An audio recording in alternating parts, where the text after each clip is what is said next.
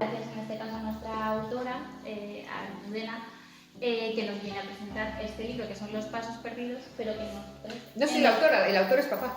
Yo no soy recopilador. Lo sé, pero en este caso lo bonito es que el título son Los Pasos Perdidos, pero nos hemos encontrado con la Sociedad Económica del Contigo, nos hemos encontrado para agradecerte que nos hayas escogido a nosotros para presentar este es un honor. Y qué bonito es cuando se homenajea a un padre con los ojos de una hija, ¿no? Entonces yo voy a ser muy breve porque ya le doy la palabra a Juan, que es la que va a dar la presentación a nuestra autora.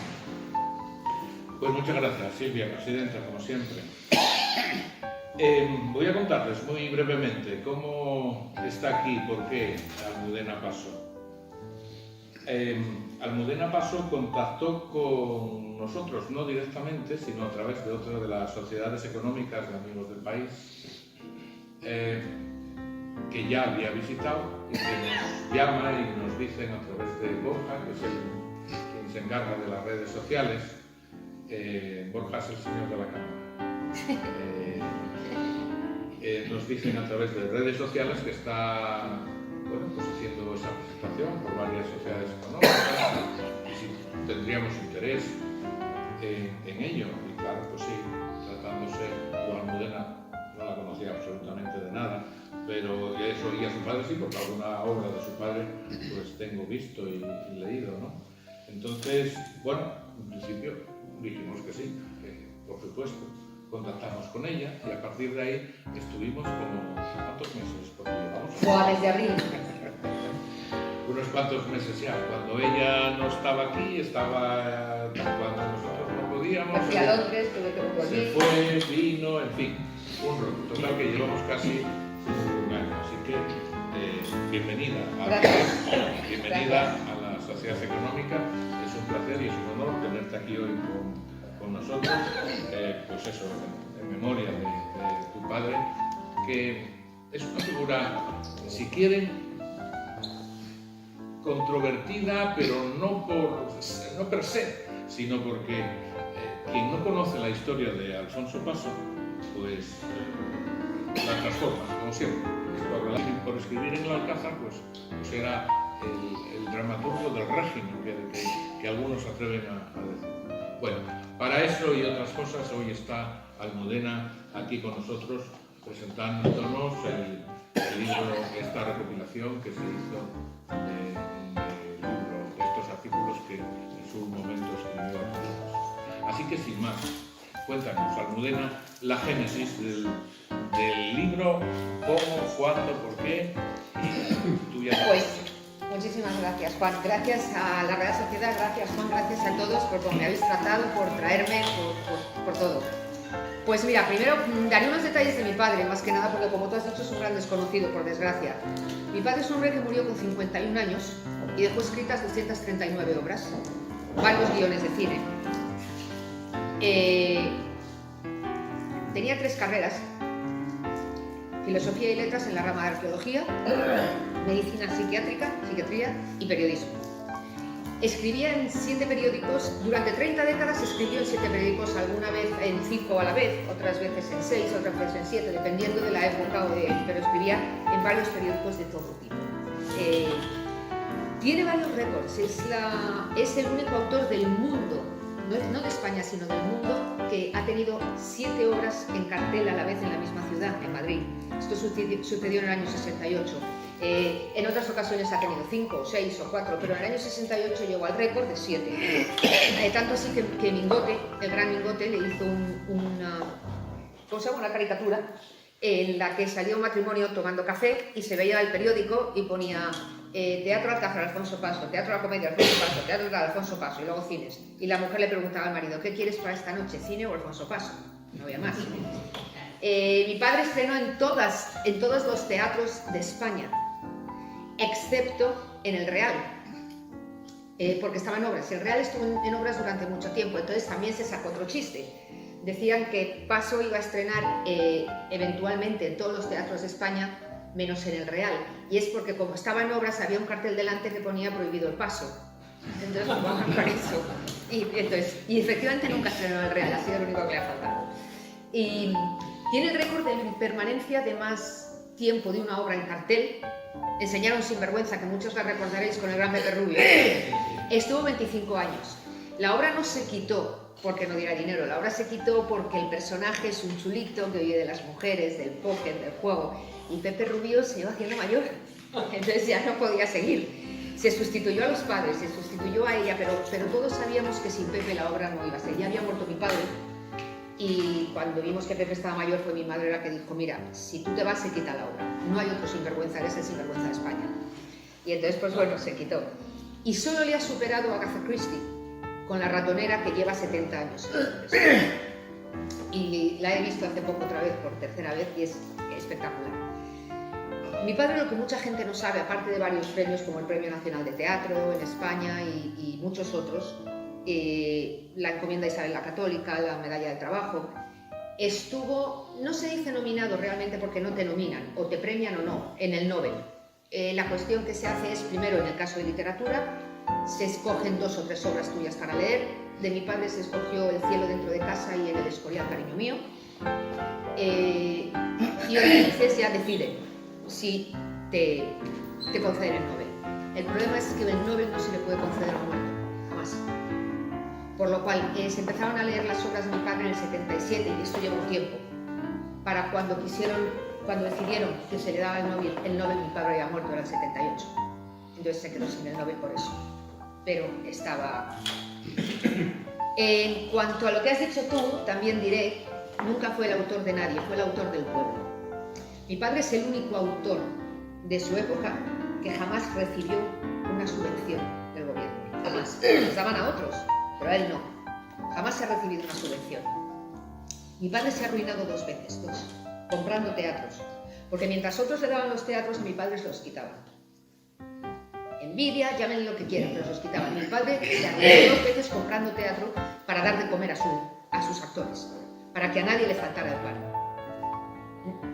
Jamás ha recibido una subvención. La crítica le ha pegado más que a nadie. Y la censura, esa censura que yo recuerdo, que se presentaba la noche antes, lo que llamábamos el ensayo general, se presentaban allí, y yo lo recuerdo, yo era chiquitina y en esos tiempos estaba prohibido que los niños fueran al teatro. Entonces yo estaba siempre en lo que llamamos en el teatro entre cajas, en los laterales del teatro viendo la función.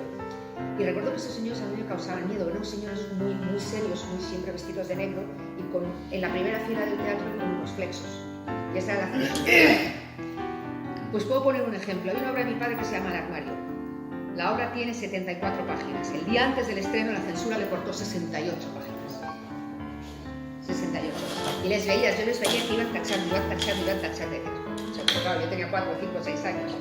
Y la tuvo que reescribir en una noche para que pudieran comer su gente. No sabéis cuántos actores han venido a mi casa y eso lo recuerdo. Por favor, señor Paso, que necesito comer. Mi padre decía: vente pasado mañana que te escribo una obra. Y en un par de días se escribía la obra, simplemente para dar de comer a su gente, para que no le faltara a nadie. Muchos no solo han agradecido, otros sí. Entonces, por eso, usted puede ser un asesino, que es una obra muy divertida, que habéis visto muchos, en la que matan a uno y lo meten en un baúl y todo eso, que la estrenó el gran Alberto Closas. La noche antes también la tuvo que reescribir, porque la censura prohibía que un matrimonio mandara a las mujeres al chalet de la sierra y llamaran a 2 amiguitas para pasar la noche. Entonces, como en España eso no pasaba, entonces se la cortó la censura y le dijo que no la estrenaba, por lo cual lo que hizo fue meterla en Francia. En una noche estuvo cambiando todo para ponerla en Francia, y así se hizo. Y de esas os podría contar muchísimas. Nunca ha sido favorecido de nadie. Mi padre llenaba los teatros porque la gente le gustaba. Mira, os voy a contar una anécdota. Podría contar 1000, pero no quiero aburriros, os contaré 2 o 3.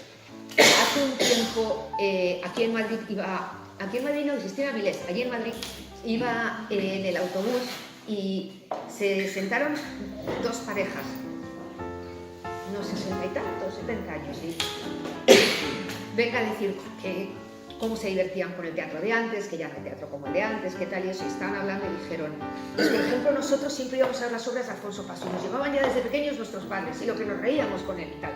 Entonces me incliné un poco y le dije, perdone porque van a creer que es mentira, pero soy la hija de Alfonso Paso. Y además me emocionó que la señora me dijera, no lo puede usted negar porque se le notan los ojos cuando habla de su padre, aparte de que se parece a él. Total, que estuvieron hablando, hablaban muy bien de los actores de la época, de todo eso y tal, y de los autores. Y me dijo la señora, dice, mire, en nuestra casa éramos muy pobres, ¿sabe? Pero cuando había una obra de su padre, siempre guardaban dinero mis padres para ir. Porque durante 2 horas nos hacía felices, nos hacía reír, nos hacía olvidarnos de los problemas. Y eso es lo importante. Y cuando me bajaba del autobús, me emocionó muchísimo y me hizo llorar de orgullo y de felicidad que uno de los 2 matrimonios, el señor se levantó y me dio un beso en la mano y me dijo, mándele usted este beso a su padre al cielo y dele las gracias por hacernos felices a tantísimos españoles.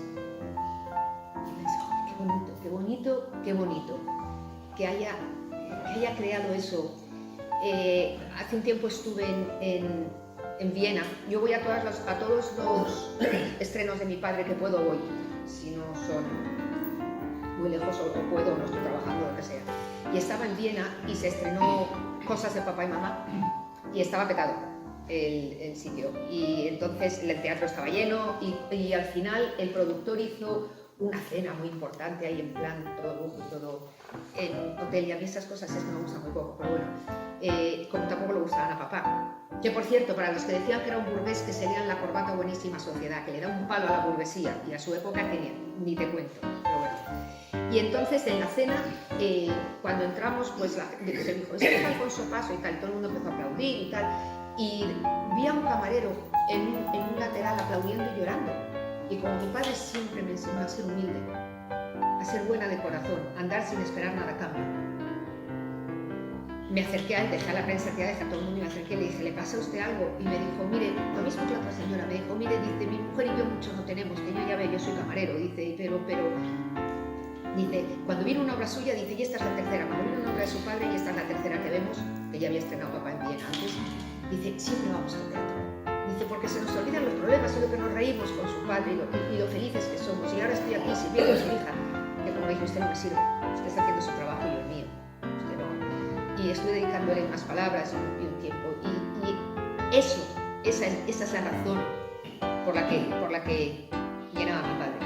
Mi padre solo quería hacer reír al público. Mi padre era un hombre humilde, que es lo que me enseñó siempre.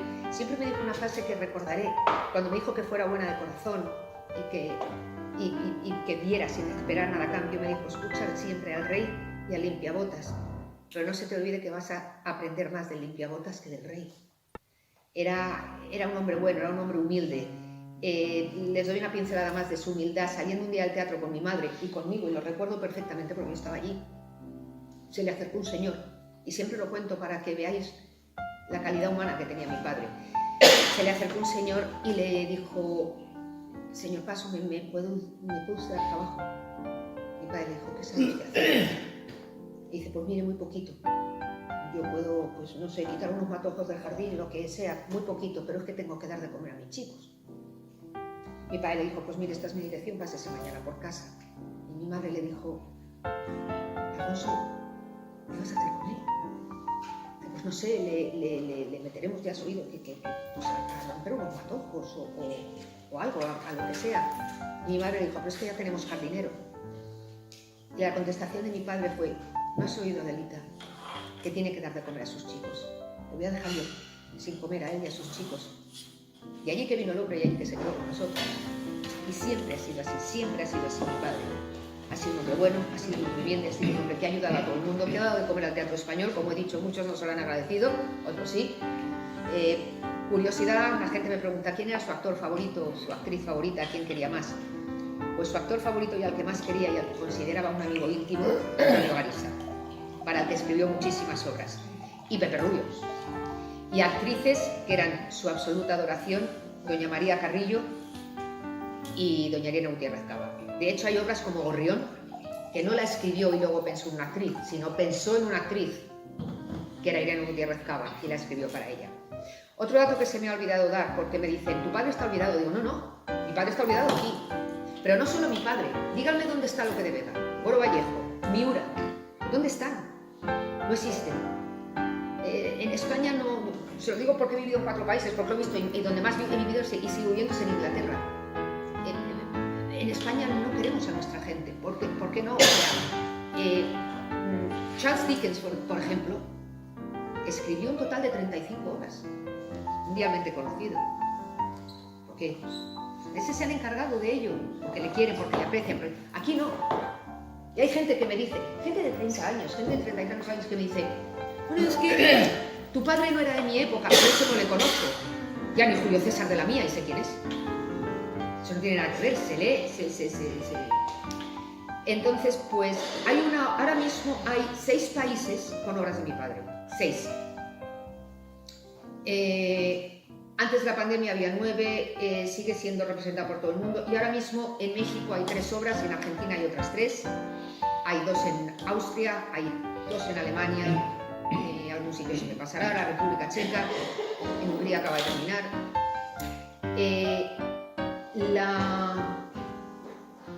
Hay una serie en México, hay una serie de televisión que se llama Una familia de 10. Está basada en la obra de mi padre, El casado, casa quiere.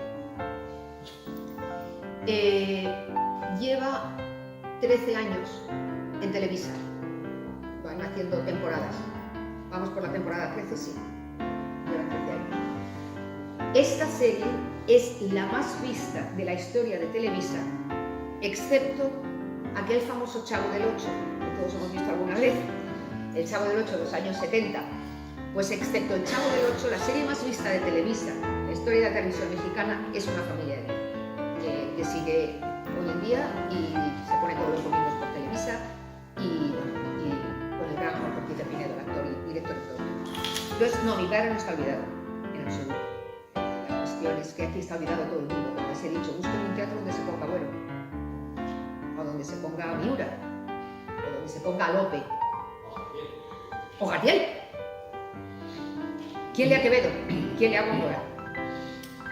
Es una pena, pero es que somos así, Entonces, pues bueno, hablando del libro, este libro no es idea mía, este libro es idea del cronista Juan Vicente Oltra, que es, yo siempre creí que yo era la persona que más sabía de mi padre, pues no, Juan Vicente Oltra, o sea, me ha superado, yo siempre pensé, mi madre y yo somos las personas que no sabemos, pues no, Juan Vicente Oltra.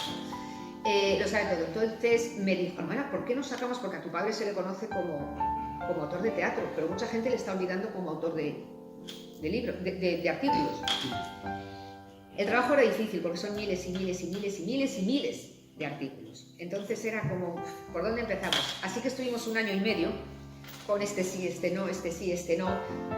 Llamamos a Miguel Ángel Vázquez de la editorial Barbarroja y dijo, yo os lo saco. Entonces ya nos poníamos los 3, llega este sí, este no. A ambos les tengo que agradecer mucho. A Juan Vicente Oltra le tengo que agradecer mucho porque se ha convertido en alguien ya de la familia, casi. Le quiero mucho y me ha ayudado mucho y todo esto es gracias a él. Y a Miguel Ángel, por supuesto. Y entonces, pues bueno, al final hubo un momento en que le dije, mira Juan, hay que hacer una cosa. Lo que quiero es que se vea el lado humano de mi padre. Como autor ya le conoce. Lo que quiero es que se sepa el lado humano, que le conozcan como hombre, como ser humano, como padre. Y me dijo, ¿tienes alguno en especial, algún artículo? Y dije, bueno, hay una carpeta en casa que papá guardaba con los artículos que él prefería. Entonces de ahí podemos sacar algunos. Y entonces decidimos que había que elegir por lo mismo. No se puede hacer un libro de 500 páginas porque es un ladrillo que ni te va a comprar nadie y la gente se va a cansar. Entonces hay que hacer un libro y elegimos 70. Varios están en esa carpeta.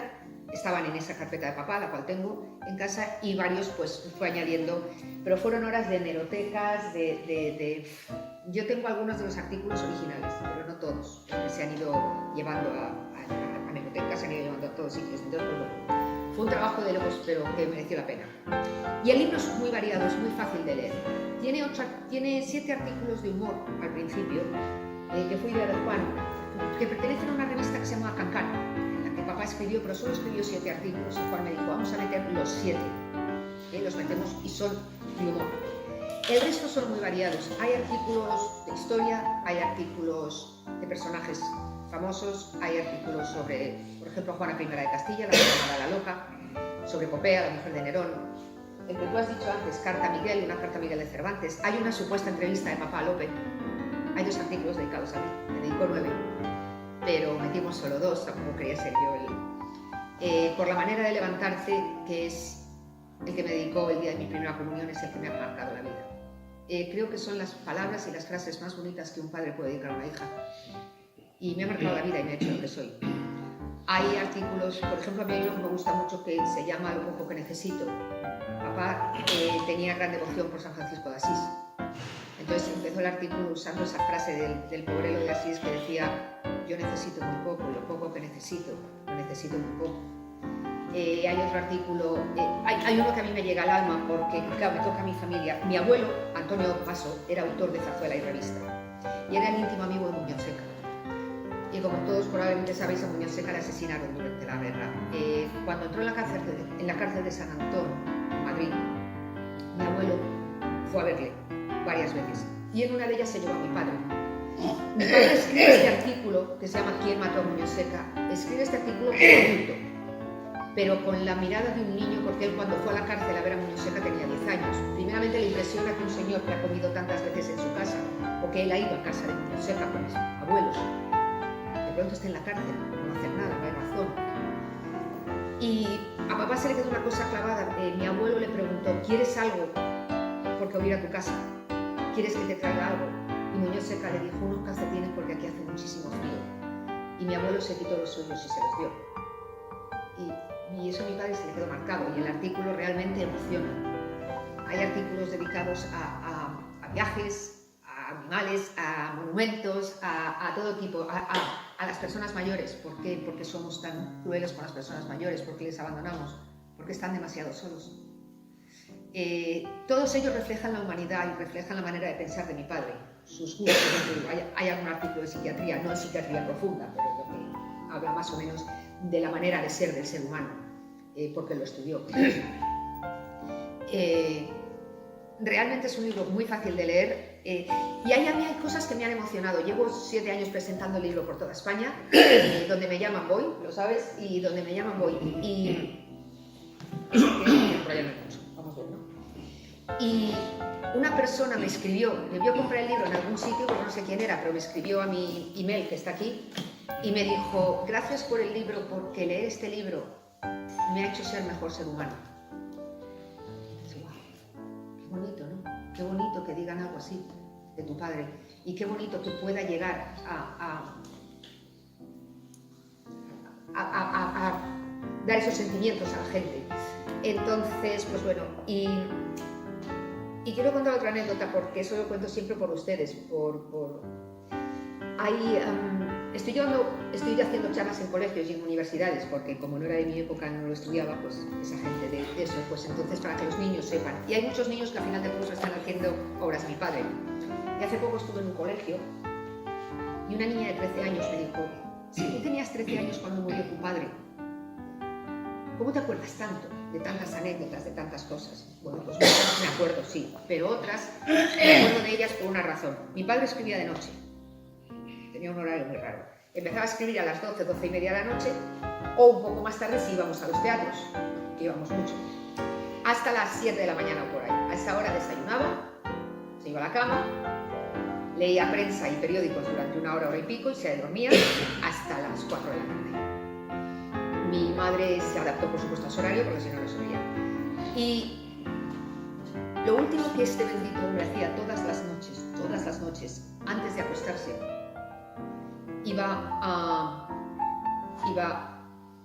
me escribía 4 o 5 renglones. Un día me hablaba de un personaje histórico, un día me hablaba de un animal, de lo que comía, dónde vivía, de la que ese animal era.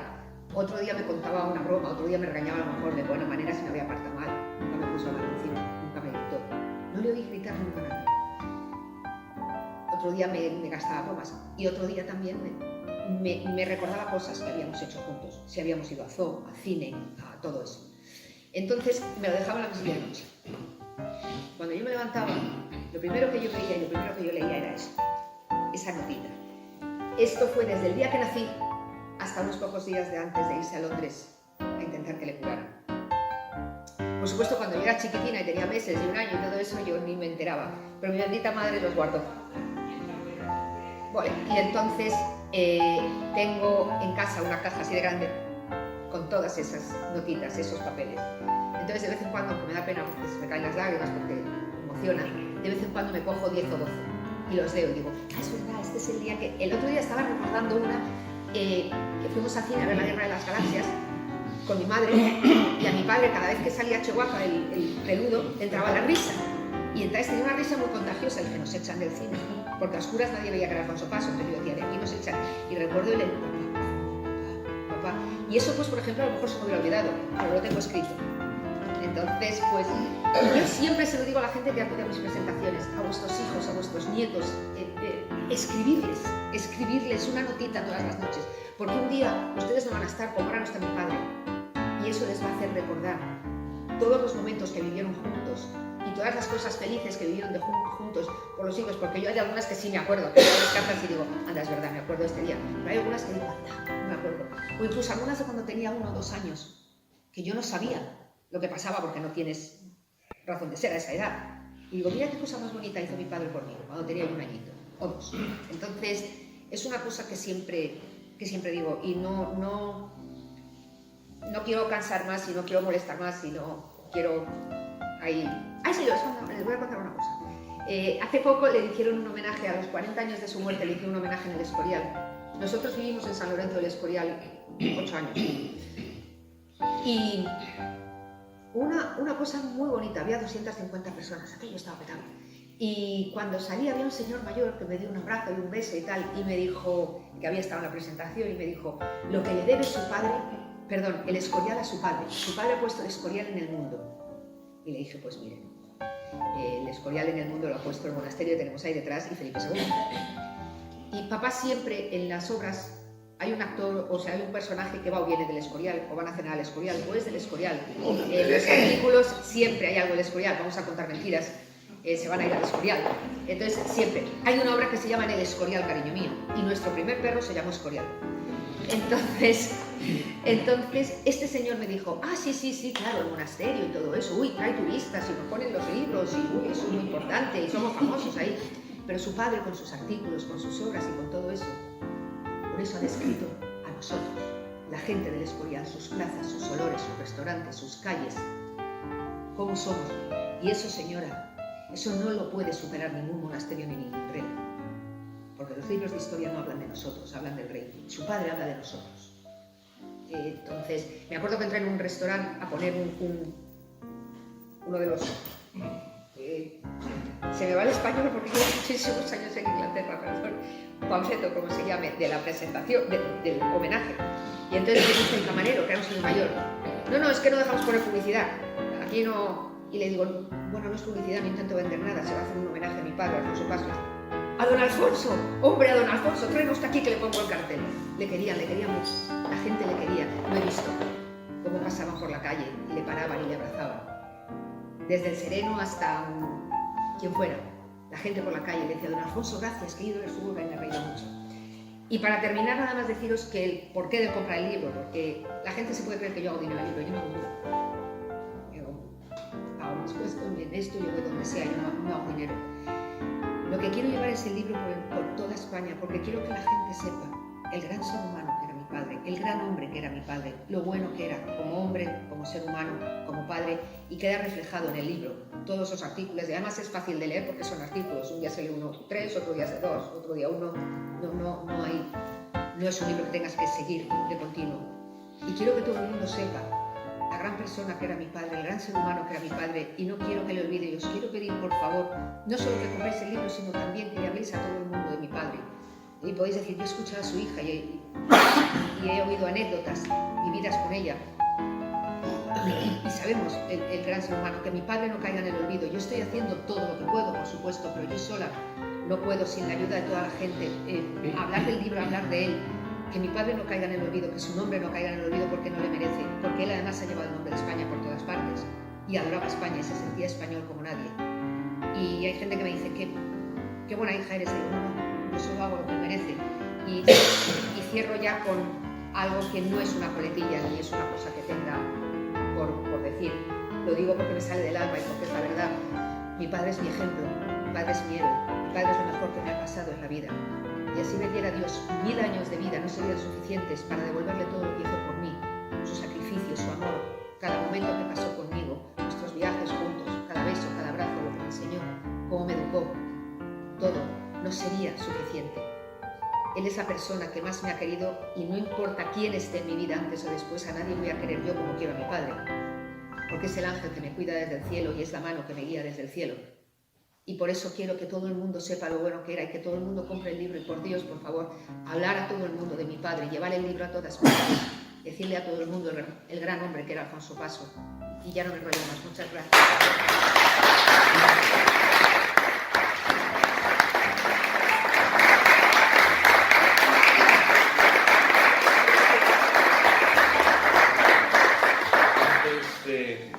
Antes de abrir el turno de preguntas a Almudena, déjenme que les haga una pequeña reflexión personal, abundando en uno de sus últimos comentarios. Añadiré que era un hombre adelantado a su época. Sí. Era un hombre adelantado a su época. Yo me acuerdo, cuando estabas contando esto, mi paso por una multinacional americana, donde me eduqué comercialmente, pues de vez en cuando nos sorprendían sus directivos a los comerciales con sus cosas. Una vez nos regalaron un bloc de notas, así, pequeñín, la mitad de esto. Y aquí arriba ponían, impreso en todas las hojitas, ponían, entre exclamaciones, mira lo que he hecho hoy. Y ese bloc nos lo dieron a cada uno de los comerciales. Y el director comercial nos pedía que semanalmente cubriéramos aquel papel, los comerciales. Mira lo que he hecho hoy. Cosas que no tenían nada que ver con nuestra actividad comercial propiamente dicha. Mira lo que he hecho hoy. Pues, hoy me dio por ir a misa por la mañana, pues apúntalo. Fui a misa por la mañana. Otro, venga, otro. Hoy estuve en no sé qué sitio, que no tenía que haber estado, porque mi labor comercial no era estar en aquel sitio, pero estuve y lo apuntaba. A mí me parecía una solemne estupidez, ok, pero cultura americana, pues nada, poner el papelito y a él, y a mandarlo, y bueno, saber lo que va a hacer este fenómeno con estos papeles un día, que supongo que habrá una cena en torno a ellos o algo, pensaba. Y un día nos coja a todos en una reunión. Nos conocía muy bien, a todos los comerciales, éramos 6 en toda España, nos conocía muy bien, conocía todas nuestras cosas, todas. Y un día coge los papelitos aquellos de reunión, todos al azar, los mezcla, si de una baraja se trataba, saca el primero, eran anónimos todos, coge, abre el primero. Esta mañana he ido a misa. Esta solemne estupidez de Juan García. Y no quedamos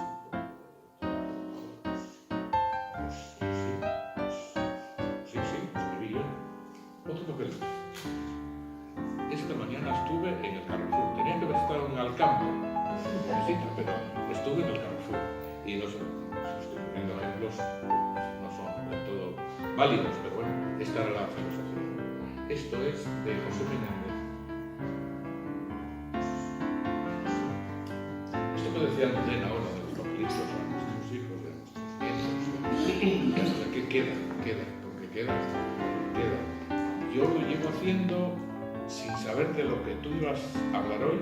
Yo tengo un nieto ya de cualquier extraño 3 años. Y tiene una cajita, yo le regalo una caja, muy mona, y de vez en cuando yo le escribo una nota. Escribo, te quiero mucho, Guillermo, o Guillermo ayer fue no sé cuánto. Esto no se toca, que no te lo manden, no sé cuánto. Esto que no te lo haga, que no, Polito, que no sé cuánto, que tal y cual. El niño conserva esa caja. Eso, desde el cielo, supongo que un día me hará una ilusión terrible que Guillermo abra esa caja y empiece, carajo, escribe mi bolito de no sé cuánto. Un poco abundando en esto que tú contabas de tu padre. Y eso nos lo enseñaron los americanos, la cultura americana, cuando llegó a España, ¿no? Por eso he dicho que era un adelantado a tu época. Sí, verdad. Sí, es verdad que verdad. Y además muchas veces lo han dicho incluso en sus obras y en todo. Era un adelantado. Hay una obra que se llama, que la habrán visto a lo mejor, si no en teatro, en cine, que se llama Las que tienen que servir. Que era un par de los americanos tremendo, no lo soportaban. Y entonces, pues también ahí se ve cómo es un adelantado, porque pues, ya empieza a hablar de las cocinas inteligentes y de todo eso que no, en los años 60, cuando se escribió las que tienen que servir, en 62, ni se pensaba que eso podía existir. Entonces, pues sí que fue un adelantado a su tiempo en muchas cosas, sí.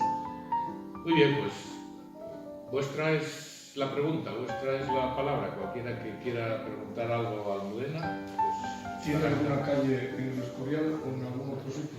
Tiene una calle en Madrid que se la pedí yo al alcalde cuando el alcalde era Álvarez del Manzano. En el Escorial también la pedí, pero en el Escorial no se pueden cambiar ya calles. San Lorenzo del Escorial es muy chiquitillo, entonces no se pueden cambiar calles. Y me dijeron que si me parecía bien que ponían una placa en la casa donde vivimos. Porque además en esa casa escribió en el Escorial cariño mío. Entonces me dio permiso a la dueña de ahora. El chalet nunca fue nuestro, era alquilado. Lo digo por los que dicen que era un burgués que vivía muy bien. Era alquilado, pero esto... Entonces le pedimos permiso a la dueña, una alemana encantadora, que dijo que sí, por supuesto, y hay una placa. Tiene una plaza en Granada, porque se la pedí yo, porque mi abuelo era granadino y mi padre se crió en Granada. Su infancia fue en Granada, entonces tiene una plaza en Granada. Ahora estamos pendientes de que en Granada también un centro social, una biblioteca, centro social, un poco de todo, le van a poner el nombre de Alfonso Paso, que también lo he pedido yo. Y tiene una calle en Roquetas de Mar y en la Grada de Almería y en un barrio de Murcia, que juro que no la he pedido yo, no sé por qué se la he puesto. Yo he escrito al alcalde para darle las gracias, porque también un día Juan Vicente Oltra, que repito, sabe más de mi padre que yo, me dice, tengo localizadas estas calles, pum, pum, pum, y digo, sí, esta la he pedido yo, esta la he pedido. Y de pronto digo, esta no las he pedido yo, Juan. Y me dice, pues averigua. Entonces el alcalde que las puso ya no es el alcalde con el que yo hablé, pero me dijo, bueno, hombre, es una persona que se la mira, es una... Y dije, bueno, menos mal. La de Madrid se la intentaron quitar. No podéis imaginar quién. Entonces, como no entra dentro de la mamarrachada esta que se han inventado las memorias históricas de toda esta mamarrachada, no entra, y dije, bueno, pues se la quitan, denuncio y a ver quién va a ir. ¿Cuándo ocurrió eso? Perdona, ¿cuándo intentaron quitarle la calle? Con Carmena. ¿Eh? Con Carmena. Con Carmena, ¿no? Sí. Estaba en la lista de las calles a quitar. No sé si no le dio tiempo o esto, pero sobre todo es que yo lo iba a pelear, porque que me diga esta señora cuando trabajó mi padre para Franco, cuando perteneció o cuando... Nada, es lo que he dicho durante la presentación. El único autor de su época que no ha recibido una subvención. El único.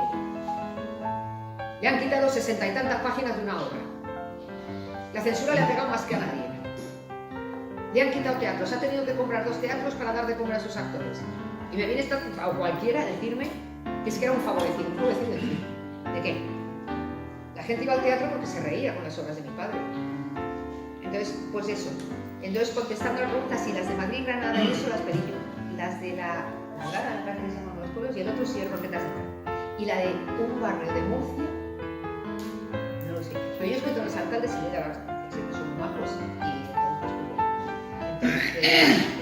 y de todas maneras estoy pidiendo una. Hay otra ciudad que papá adoraba, que era Burgos.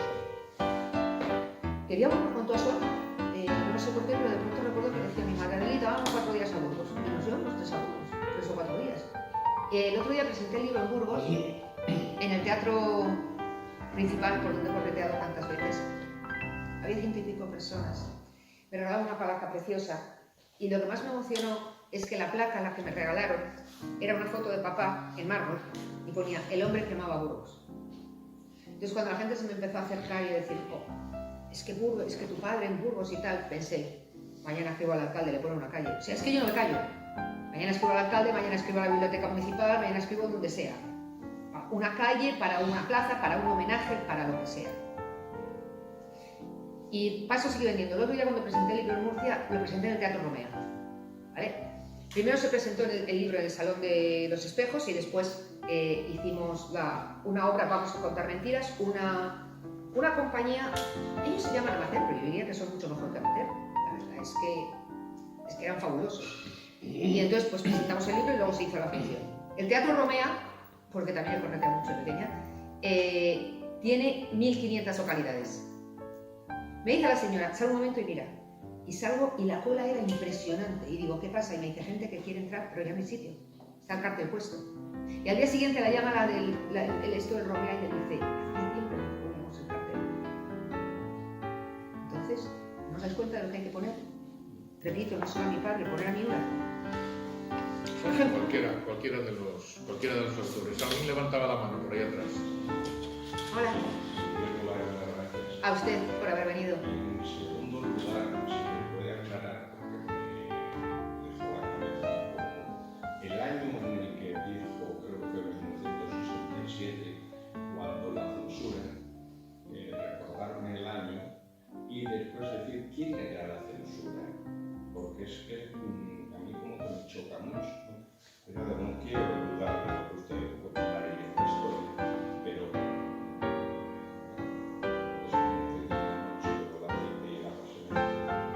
A ver, no, cuando he dicho el año ha sido para lo de Mingote, que era el año 68, cuando he visto. La censura no era solo un año, la censura era todos los días a todas horas. ¿Quién era la censura? Yo era muy pequeña en esa época. ¿Quién era la censura? Pues probablemente yo he oído de todo, desde que te ponían un chal en televisión a las mujeres, el chal que te lo ponían por los hombros si era corto y por las piernas si llevaba la falda cortita. ¿Quién era? He oído de todo y eso yo no miento, no podría decir quién era la censura. No creo que estuviera Franco delante, de hecho él no iba a las obras de mi padre, con lo cual no creo que fuera el que dijera, hasta ahora se prohíbe. Pues, ¿quién llevaba la censura? Pues supongo que la llevaría, ¿cómo se llama entonces? El Ministerio de Información y Turismo, ¿no? Se llamaba, antes no había el Ministerio de Cultura, pues la llevaría de Información y Turismo, no lo sé. Pero existía, pero además eso puedo decir que la he visto yo. Existía y la he visto yo y además a mí como niña me asustaban. Eran todos de negro. Es que me acuerdo de la mesa que ponían en la primera fila. La línea más o menos de su padre, a descanse, diríamos que era la línea más correcta, y la censura durante un periodo de años, más o menos, guardaba la línea. Entonces, por eso es muy chocante que en un libro determinado, además como usted dijo, de 74 páginas, que la censura el 68, eso me parece como caldo, o sea, algo muy raro en tu cabeza. El armario precisamente era pues eso, se sacaban cosas, entonces se hablaba de cosas a lo mejor que no eran. Yo hace mucho que no me leo el armario, la he leído, yo no la vi nada. La vi pero muy pequeña, entonces no me acuerdo.